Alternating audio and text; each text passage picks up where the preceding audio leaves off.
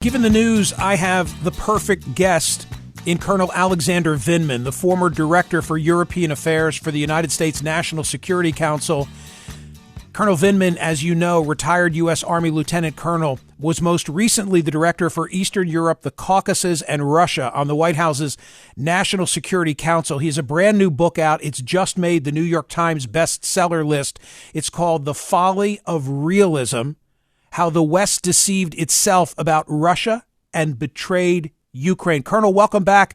It's nice to have you here. If the perfect phone call, the quote-unquote perfect phone call, had never happened, would relations be different today between Presidents Zelensky and Trump? Yeah, so if the perfect phone call didn't happen, it implies that Donald Trump didn't put the squeeze, didn't try to extort Ukraine. If that whole affair didn't happen, if he chose to try to steal the election or tip the scales in a different manner, then we would be in a different place. I mean, he still would have a deep sympathy, admiration for Putin, but he wouldn't have that absolutely, vindictive, horrendous animus towards Ukraine. And we probably would be in a different spot here with him caring less about getting even with Ukraine and delivering Ukraine to Putin. So I think that's right. If we didn't have that scheme and that call, we would be in a different circumstance. Lacking your expertise, knowledge, and experience, I wrote an essay for CNN making that argument that I was prepared to deliver last weekend, but I wrote it before the events in the Oval Office, and I ended up going in a different direction and just being critical of the way that Trump had treated Zelensky in that setting. So I'm happy to hear the confirmation, but not surprised from Colonel Vindman. But what you're saying is it's personal, that Trump blames Zelensky, and of course you by extension, because you're the guy who was listening and quickly reported this, but he blames Zelensky for impeachment trial number one. That's the bottom line? Yeah, I was actually on the plane with my heading over here, and I was chatting with my twin brother, and he was giving me a hard time because we're twins and he's 9 minutes younger, and he said, "This is all your fault. If I had just stayed shut my mouth and not said anything." I was like, "No, Eugene, remember, it was the whole scheme. It wasn't just me reporting the phone call." So it's who he is. He admires strongmen. He also preys on smaller states. I mean, he's doing that with Canada. He's doing that with Panama and Denmark and Greenland. He's a bully to small and medium states and tries to coerce them. And he is a flatterer to large states. That's his methodology. So there would be different features, maybe in the general same direction, but there wouldn't be this horrible getting even animus with Zelensky personally in Ukraine as the cause of some of his pain. How do I know that I'm speaking to Alexander Vindman and not Eugene? And did you ever pull that trick growing up? Absolutely. This is endlessly confusing that we're twins, and you will never know. Sorry. I'm not going to make you retell the whole story, but in anticipation of Colonel Vindman being my guest and in celebration of his book, The Folly of Realism, I did go back and read it's not quite a transcript, and I just want to ask, President Trump says in that July of 2019 call, "I would like you to do us a favor, though, because our country has been through a lot with Ukraine and Ukraine knows a lot about it. I would like you to find out what happened with this whole situation. And then further along, I think you're surrounding yourself with some of the same people. So I would like to have the Attorney General call you or your people and let you get to the bottom of it." That's when the alarm bells went off in your head? Yes, I think the whole nature of the call, I mean, the tone, he's usually could be a little bit upbeat. This time he was very, very down, and you could see it was going to go off the rails almost immediately. But when he said that line in response to Zelensky saying, "Hey, I'd like some more javelins, I'll buy them," that's when he tries to do that squeeze. That's when it was clear that this was about trying to steal a 2020 election. This was about a dangerous turn in the relationship with us backing off our support for Ukraine and emboldening Russia. I mean, your question is, would we be in a different place? I think if we hadn't had that phone call, Russia probably may have not been so open to invading Ukraine also. That's the other feature of that phone call. And further along in that phone call, Trump says there's a lot of talk about Biden's son, that Biden stopped the prosecution, and a lot of people want to find out about that. So whatever you can do with the Attorney General would be great. Was there any doubt in your mind when the call ends as to how you would respond? No, not at all. I mean, this is actually the second time I reported the scheme. Just 2 weeks before, and after a month of freeze on support to Ukraine for completely inexplicable reasons, I reported it. So it was clear as day. This time it was just the president himself saying it instead of like senior administration officials. And the only way to correct this was to try to report this to the proper channels in the White House and get those folks to, tell the president, because I would have told him myself if I got in there. But the folks that were in his immediate inner circle, that's who I warned. And that ended up resulting in congressional investigation. You referenced your brother a moment ago. It was to your brother you then turned and said, given what I've just heard, he's going to be impeached. And that was prescient. That's exactly what happened. Yeah. Yep. I guess maybe I've got a little bit of skills. I'm offering lotto numbers to those that need it. The subtitle of this book is How the U.S. Deceives Itself About Russia and Betrays Ukraine. The only thing I'd change about it is the tense. How the U.S., not past tense, deceived, but deceives itself about Russia and betrays Ukraine. It's exactly what's been playing out over the course of 30 plus years, 6 different administrations, but in the worst case, most dangerous scenario under Trump because of maximum malice and maximum ignorance. Malice because some of the things we discussed, and he doesn't care about Ukraine. He wants to deliver something to Russia to normalize, and ignorance because he doesn't learn the lessons of the past, even his own administration, his first 4 years. Colonel Vindman's new book, the New York Times bestseller, is titled The Folly of Realism, How the West Deceived Itself About Russia and Betrayed Ukraine. It's kind of pathetic to go back and look at the recreation of that call, not quite a transcript, from the perspective of President Zelensky, because to my untrained eye and ear, we never heard a recording of it, all he wants is the credibility that comes from being seen with the American president. Am I right? That's exactly right. That was a mistake. Frankly, to a certain extent, it wasn't a mistake back then, but this one was a mistake. He shouldn't have insisted on this meeting. You mean the Oval Office? You mean the Oval Office last week? That's right. I think that was. I mean, he's really quite decent. He's a decent man, very earnest. He wants to do the best for his country. He thought that if he had this meeting, he could charm Trump and maybe kind of make sure that the relationship stays on the rails. But that's not what he was there for. He was there to be humiliated. And the problem is that he stood his ground. When he had to pivot, he did not show weakness to Trump, which is he's a predator. He did not show weakness for his folks serving on the front lines. His troops needed to be to see strength. And he did not show a weakness to Putin. That was not possible given the fact that he's leading his country in an existential war. And that is what broke this relationship, that Trump enjoys sycophancy. He enjoys yes men. Last time around in the first administration, he had people that told him that he was wrong.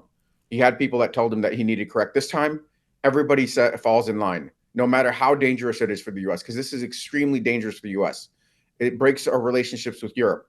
It breaks our relationships around the world, frankly, that don't believe we're reliable or trustworthy to be there for us. When we talk about nuclear extended deterrence, that will be there for other allies that decided not to build their nuclear weapons, they can't count on us. So we might see nuclear proliferation. Our enemies see opportunity. They could work out a deal. China to seize Taiwan, Russia, in its own backyard, and then maybe further afield into Europe, damaging our most important security relationship and our most important economic relationship. This is the issue that nobody tells him anything other than what he wants to hear in Congress, in his cabinet. And this is a very, very dangerous world now. As between the three of them, Zelensky, Trump, and Vance, I most blame Vance because it was the vice president, to my ear, who injected himself into this and made the comment that he made about the Biden administration approach of chest thumping hadn't worked and why not try diplomacy. And when President Zelensky tried to engage on the substance of what Vance was saying, then all of a sudden there was an about face by Vance. And he says, well, I'm not going to litigate this in front of the American press. Well, it was Vance who initially tried to do exactly that. Yeah, they're bullies. They're both bullies, Vance and Trump. Kind of, you usually look for somebody that's complementary, that makes up your shortfalls. These guys amplify their shortcomings. They're thin-skinned. They're easily provoked, undiplomatic. Don't really understand or want to know the lessons of history. And we really did a lot of damage. I think it was really a moment of clarity for everybody around the world, enemies and allies, that we are a different country. We believe in, in dominating the small and working with and maybe catering to the big and strong. And that's not the America that we are. We are a country that hates bullies. We root for the underdog. And I think this is a wake up call for the American public too. I mean, I don't know how quickly it's going to unfold. I heard the last caller talk about how we should be supporting Ukraine. I think that's the vibe from the country as a whole. And I think this is a major mistake and overreach by the Trump administration, thinking that he could do whatever he wants. And a lot of times these things blow up in his face. In The Folly of Realism, your new book, you argue that post 2022 invasion, that we in the United States, we became overwhelmed with this improbable worst case scenario that Moscow would make good on its threats to go nuclear. And I note that there was always this incrementalism approach from the Biden administration. Something would be requested by Ukraine and the answer would be no. And then 6 months later, it would seem like we're giving them what they asked for. And then 6 months, it could be the Abrams tank. It could be a new missile system, whatever it was. So I guess my question to you is, do you think that was an unfounded fear, the fear that if we give them too much, Putin could use nukes? It's completely unfounded. In my research across 6 administrations, we succumb to hopes and fears. We succumb to this idea that we could do more with Russia, or the fears that somehow the relationship, if we take a tough line with Russia, the relationship would devolve. We got there anyway. We were too short-sighted. The folly is the fact that we are very, very transactional. That's the folly of realism. It makes you be hyper transactional. And there was absolutely an alternative here.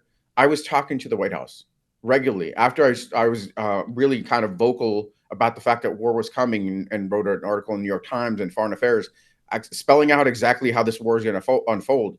It was going to be a full-scale war. I was pulled back in, and I warned them that this was going to happen. This is the trajectory was repeating the mistakes of the past, but they were just with blinders on to the worst case scenario that had no probability of unfolding, because the Russians are not suicidal. They're also deeply afraid of conventional fight with the U.S. or devolving into a nuclear war. It was a mirage. And if we stood our ground along the way, we wouldn't have had the war in 2014 or 22. And now, again, repeating the same mistakes of the past, which are going to blow up in our face. When you say the Russians have a fear of the United States using a nuclear, do you mean Putin as well? I mean, I have to believe, Colonel Vindman, that in your career, you've read the best of whatever our intel is about his psyche. You think he's fearful of the U.S. in that regard?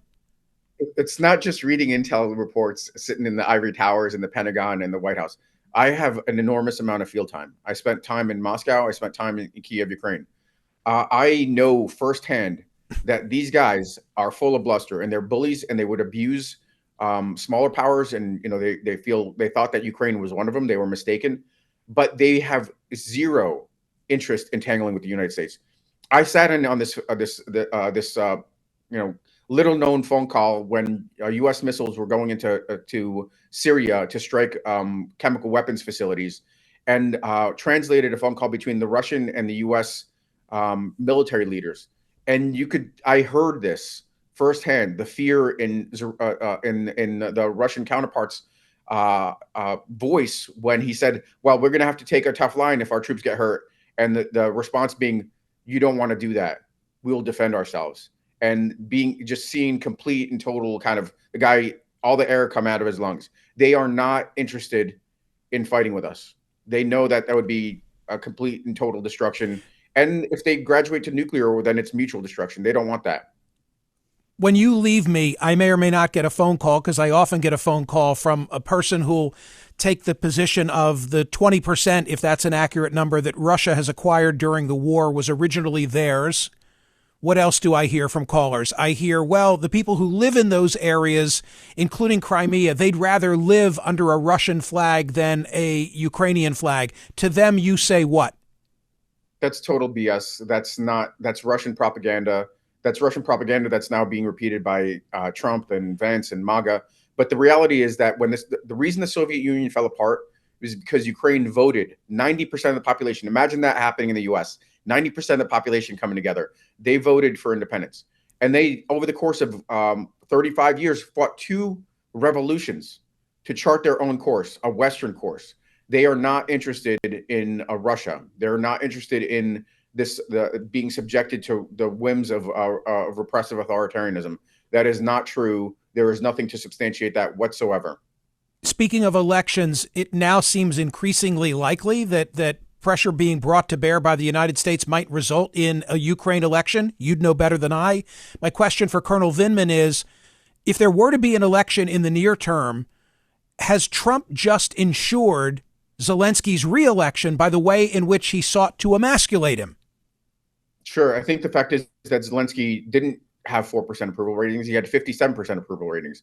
And I think he bolstered himself with a show of strength that he was not going to fold. And the Ukrainians have done this before. To be clear, the Ukrainians do not take guff from Russia or from the U.S.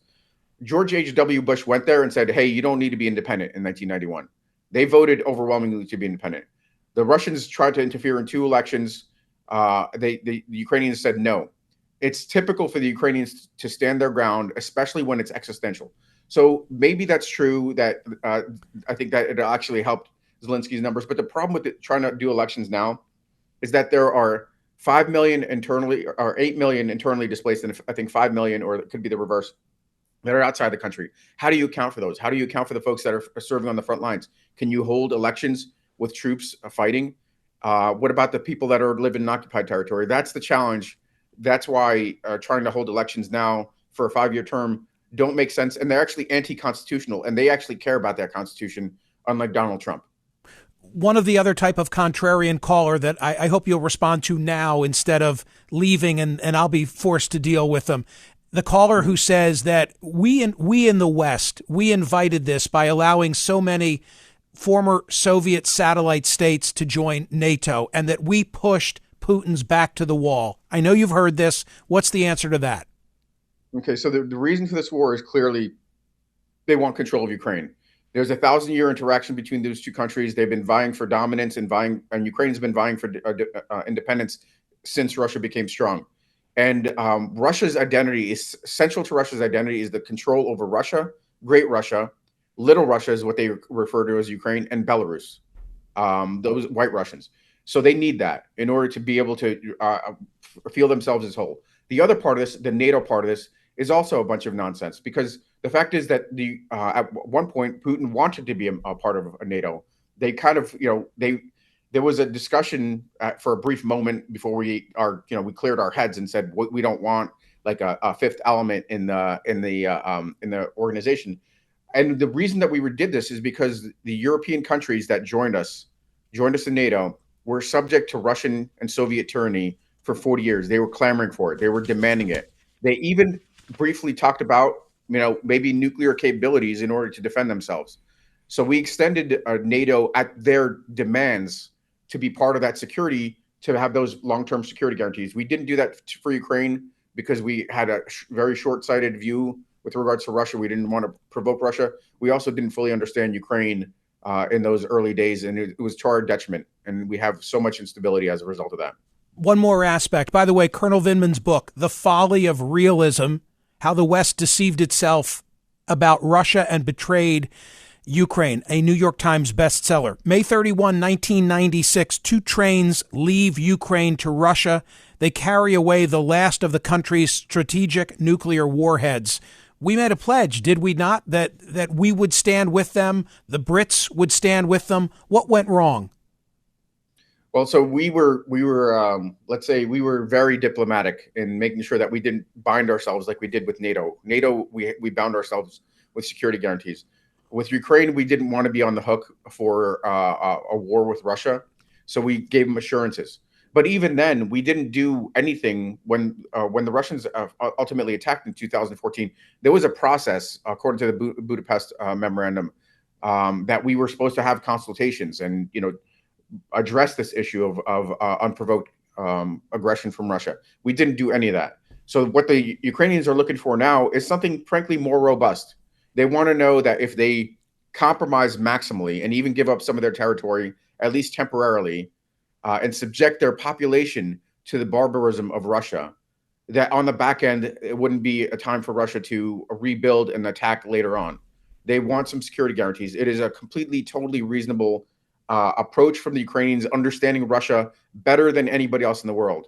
And the fact that this administration, again, maximum malice and maximum ignorance, doesn't understand the lessons of the past, and that you don't accommodate Russia, you don't appease Russia, because that only has them bank whatever gains they have and seek more, is exactly the opposite of what we should be doing. Final question. This comes from Tom Friedman's column today, and if I'm catching you cold, it won't matter. But the 3-time Pulitzer Prize winner argues that Donald Trump is hiding something. And the key paragraph to my eye is when he says, he's either the most pliant Western negotiator against the enemies of liberty since Neville Chamberlain, making concessions to the aggressor before talks have even started, or he actually prefers the friendship of Putin over our European allies and courageous Ukrainian Democrats. Which is it? I think it's both. I think the fact is he's very pliant, flattering towards strongmen, and he does prefer Russia over, and the behavior that Putin models over our allies that are tied by their own democracies. But there are probably other kind of pathologies here. I think the fact is that if somebody says the sky is blue, he's going to say, no, the sky is red. And the fact is that he was caught in the collusion. That's a fact that, that it didn't determine the outcome of the 2016 elections, in my view.